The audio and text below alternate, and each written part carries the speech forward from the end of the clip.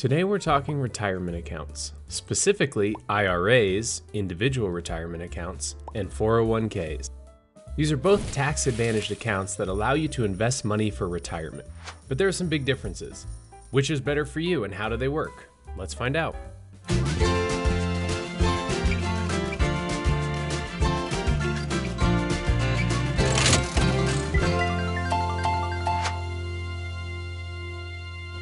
The first important thing to know is that there are two primary types of IRA, traditional and Roth.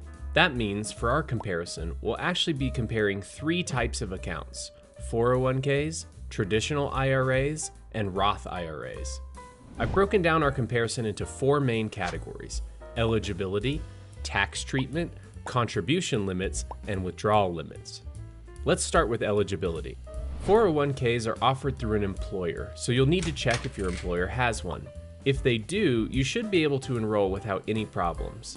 Many employers auto-enroll their employees in their 401k plan, so you may already have one and not even know it. IRAs are independent of any employer, so anyone can start one by simply opening an account at a brokerage firm. There's no restrictions that force you to choose between a 401k or an IRA. In fact, many people have both. Tax treatment is where the differences are the most complicated. 401ks are the most straightforward.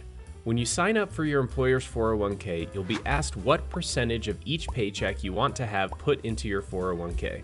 Whatever amount you choose will be deposited directly into your 401k before having to pay taxes on that money. In many cases, your employer will even match some of the money you put in. Let's look at an example. If our pre-tax gross income is $2,000, normally we might pay $600 in taxes and have $1,400 deposited in our bank account. For easy math, let's say we decided to put 50% of our paycheck into our 401k. That means $1,000 would be put directly into our 401k without paying any taxes on it. So we've already saved $300 by avoiding the taxes on half of our paycheck. Now let's say our employer has a 5% match, which means they'll match every dollar you put into your account up to 5% of your annual salary. That means the $1,000 from us would get an extra $100 since that's 5% of our $2,000 paycheck and we're contributing above the 5% threshold. So we already have $1,100 in 401k retirement savings, which would have been only $700 if we'd put the money in our bank account. That's already a 57% increase in our money. We will have to choose how we want to invest the $1,100 in our 401k, but that money will grow tax-free until we start withdrawing from the account in retirement. When we eventually do withdraw this money, we'll need to pay taxes on it as earned income during the years we withdraw.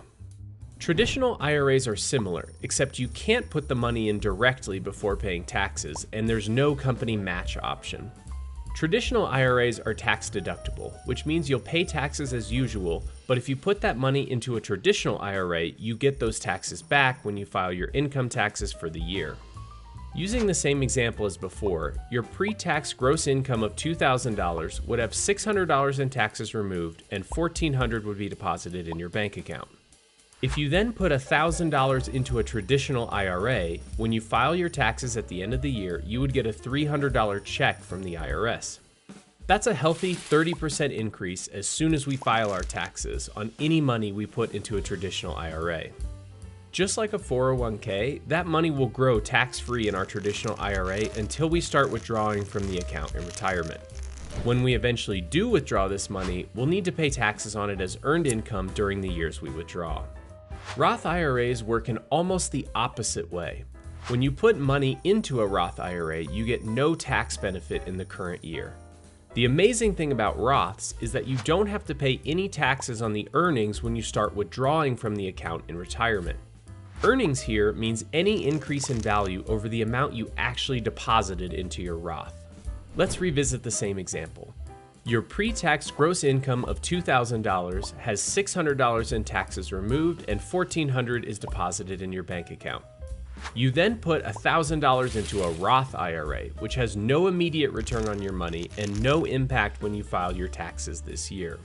But 30 years later, that $1,000 has grown to $16,000 and you're ready to start withdrawing it. You can now withdraw all $16,000 without paying a penny in taxes thanks to the magic of a Roth IRA. Obviously, all three of these accounts are hugely powerful in generating wealth for retirement since they avoid taxes. That's why the government has put a lot of restrictions on them. That brings us to contribution limits. Every year, when Congress passes a budget, they set the contribution limits for that calendar year. For 2023, the contribution limit for 401ks is $22,500 per person, while the IRA contribution limit is $6,500 per person. It's important to note that the IRA contribution limit is the total amount that can be contributed to both types of IRAs combined in a single year. So you can't put $6,500 in a traditional IRA and $6,500 in a Roth IRA. It needs to be $6,500 or less in total across both accounts. IRAs also have household income limitations. This is where things start to get complicated. The income limits are based on something called your Modified Adjusted Gross Income, or MAGI. I won't go into the full breakdown of how to calculate your MAGI, but think of it as your take-home pay after taxes for the year. For traditional IRAs, you can always contribute up to the annual contribution limit regardless of your household income, but you may slowly lose the tax deductibility benefit as your MAGI increases.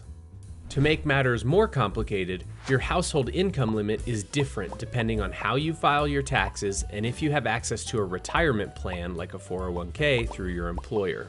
Here's a simplified chart that shows the three categories of tax treatment based on your MAGI. If your MAGI is in the green section, that means you can get the full amount tax deductible. The yellow section represents a gradual reduction in how many dollars of contribution are tax deductible. And once you reach the red section, you're no longer able to get any tax benefit from a traditional IRA. The two bars on the left show the cutoffs if you currently have access to a retirement plan at work, while the two bars on the right show the cutoffs if your employer does not offer a retirement plan. So how do you know if your employer offers something that the IRS considers a retirement plan? The simple answer is to look at box 13 on the W-2 from your employer. If it's checked, then you do have a retirement plan through your employer. If you don't yet have a W-2 from your employer, then ask HR to help you out. A Roth has similar limits, except instead of limiting the amount that is tax deductible, they limit the amount you can actually contribute. Roth IRAs also fortunately do away with the question of if your employer offers a retirement plan. Here's a simplified chart that shows the breakpoints for a Roth IRA. While you're in the green, you can contribute the full annual contribution limit each year. Yellow is a reduced amount, and red means you're not eligible to contribute to a Roth IRA this year. 401ks benefit from always being pre-tax with no household income or MAGI limitations. Our final piece to cover is the limitations on withdrawing money put into these retirement accounts. Both 401ks and IRAs are designed to be retirement accounts, so the government has put an arbitrary age limit to withdraw funds at 59.5. There are some exceptions, but generally, if you withdraw money before 59.5 from any of these accounts, then you'll incur a 10% early withdrawal penalty plus whatever taxes you owe. Let's look at each account type. The rules for early withdrawal from your 401k will depend on your employer since they're the ones sponsoring the plan. Some 401k plans have options for hardship withdrawals or allowing temporary loans from your 401k, but other than that, consider the money inaccessible unless you're willing to pay the early withdrawal penalty. IRAs have a little more flexibility, allowing early withdrawal without paying a penalty for specific things such as first-time home purchase, educational expenses, large medical expenses, birth or adoption expenses, permanent disability, IRS levies, and health insurance premiums while unemployed. For traditional IRAs, even if you avoid the 10% penalty, you'll still need to pay taxes on any money that you withdraw. Roth IRAs are a little different since you already paid taxes on the money before contributing it to your Roth. Roths require that you have the account for at least 5 years before making any withdrawals.